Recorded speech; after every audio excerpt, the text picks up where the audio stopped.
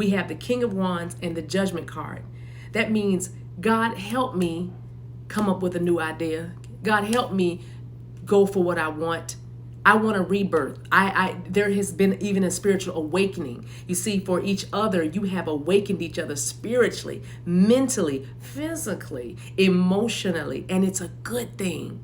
It's a good thing. So that's your prayer. If this is your message for your person, this is a good thing. Even if you just say that right now in the ethers, send it out versus, I don't know what's going on, not the negative, but send out something positive, because this person can use all the positive energy that you can send out into the atmosphere. So what's crowning this reading, what's like just over the top of this reading, what's like an umbrella is stability. Four of Wands is stability. Fours are stability. Fours are foundation. This relationship could work. The Page of Wands